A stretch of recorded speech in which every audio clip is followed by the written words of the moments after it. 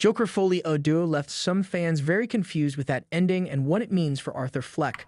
Spoilers for the Joker sequel are on the way. You've been warned. Director Todd Phillips' return to this universe is a bit of a roller coaster. Arthur Fleck manages to escape his imprisonment for a short while, but that freedom is short-lived as he's taken back into custody. Once back inside the prison, Arthur runs afoul of a young inmate that decides to take him out. Upsettingly for fans of Joker, the main character gets shanked and meets a grisly end. Viewers see him die and the Gotham hospital tries their best to save him. But it's no use.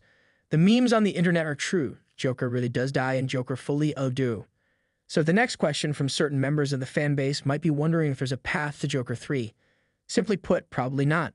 From the beginning of the press tour for Joker Folie Deux, the director has said that this was his last go-round with the Joker universe. Taking a quick look at the Rotten Tomatoes audience score and critic score for the second movie, it doesn't seem as though the headwinds were there to assure the kind of smash hit that would motivate Warner Bros. Discovery and DC Studios to pick this thread back up. Stranger things have happened, but it seems unlikely. It was fun to play in this sort of sandbox for two movies, but I think we've said what we wanted to say in this world. I'd love to keep working with Joaquin, but on a comedy, because he can be so loose and funny, Phillips mentioned.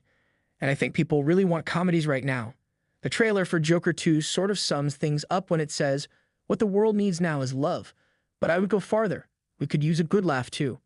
Joker Folie Deux is the last entry in DC Studios' short-lived DC Black Label project. Todd Phillips has waved goodbye to the initiative. Back in 2019, there were plans for multiple adult-focused DC Comics movie projects. Joker was supposed to be just the start.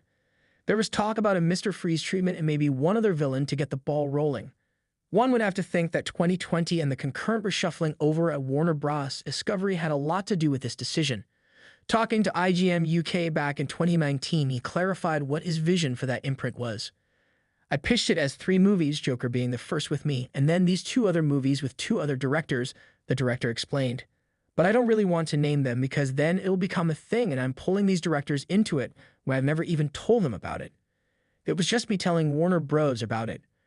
Phillips added, I still think it's a great idea, but I'll be honest with you, their argument, well, it wasn't an argument. The thing is, there's no reason to create its own label. There's no reason to go to all that trouble. Just when we want to make one of these kind of movies, we'll do it just like Joker is. I get that, but I also thought it was just kind of cool if it became a thing.